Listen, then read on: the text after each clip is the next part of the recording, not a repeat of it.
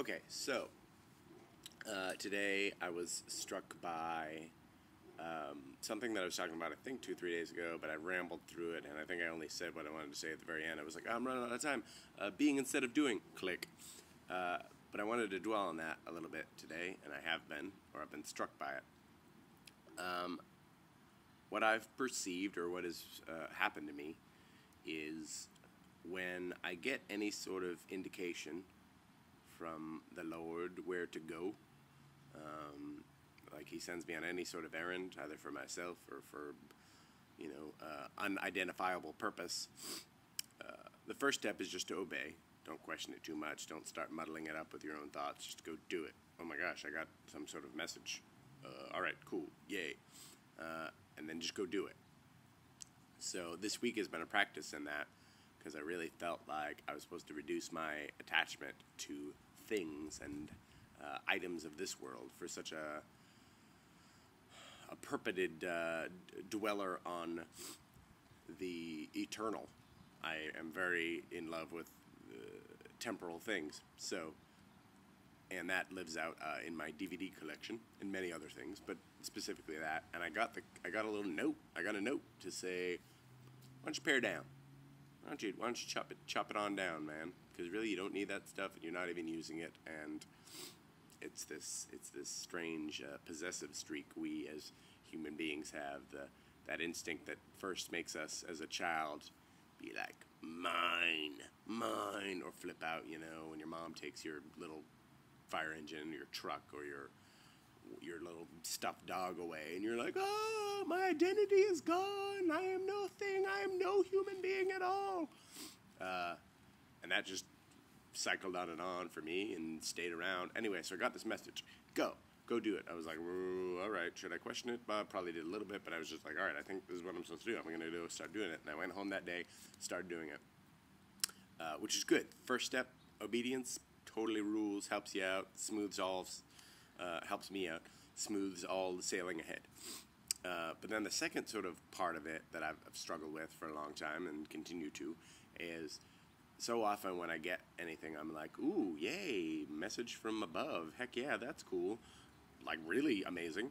I can't wait to see what blessing this yields. You know what I mean? I think I've sort of had a little bit of that relationship with God where I'm like, I would love to do your will. I'm your soldier. I'm your son. Send me where you will. And I can't wait to see the blessings I get out of it. You know what I mean? Like somehow, some sort of exchange, which is how human beings work, I feel like. That anything you do almost want or expect an exchange. Even in charitable kind things, you want a hug, you want a thank you.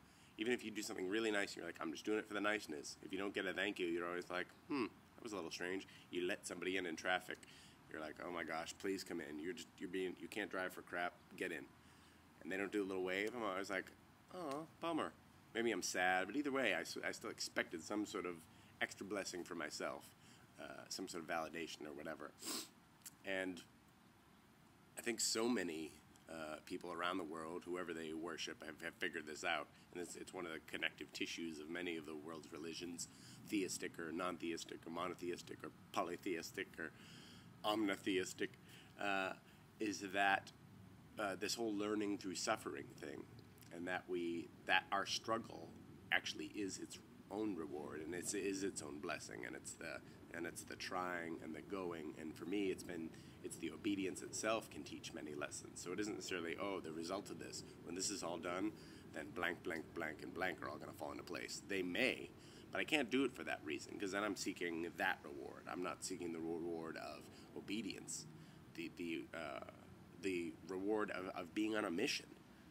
However big or small, being on a mission for God. So I've been doing that with these DVDs, and it's been a lovely blessing, because I've actually trying to see, once I've started thinking that way, I've actually been able to see the actual little blessings and the lessons and the ways I'm being taught. I won't probably go too deep into it, just not to be boring.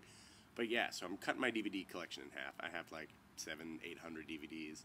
Chopping it more in half, getting into one shelf, and they were all like in the shelves, but they were all stacked outside the shelves. So there's all these extra ones, and awesome. And I've kept them for reasons. I've sold the ones I didn't care about before. So I'm going through and I'm learning all these things about myself. I'm like, oh, I can't get rid of this because it's great and I haven't seen it. Well, you haven't watched it in 8 or 9 years since you've had it, weirdo. So I do this in various stages of my life. I have these things, oh, I'm really going to do this. This is great. I got to keep this idea around because I'm going to live in that. And then I don't do anything with it.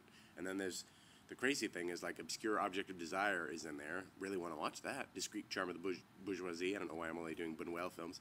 I haven't even watched them. I haven't even opened them in 8 years. And yet I look and I'm like, oh, Snatch. I've watched Snatch 9 times. Fun movie. Nothing wrong with that. Really fun. Great movie. But it also lets you know where my priorities are. That I'm still in that. As much as I try not to be, you still get in that immediate gratification mode. Give me some popcorn. Give me a popcorn flick. That looks funny on this.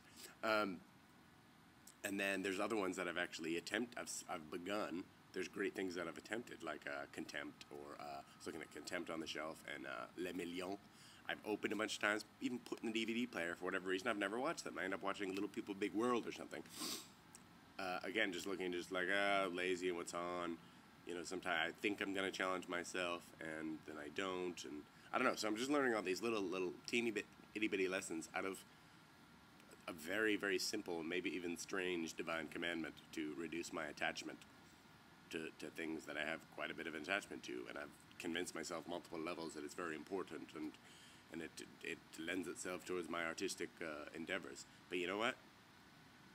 You don't need anything to be artistic. I could live in the woods and just look at trees and make the greatest film about robots ever made. So anyway, I'm just trying to learn that there are blessings within the journey, and it's not always the result.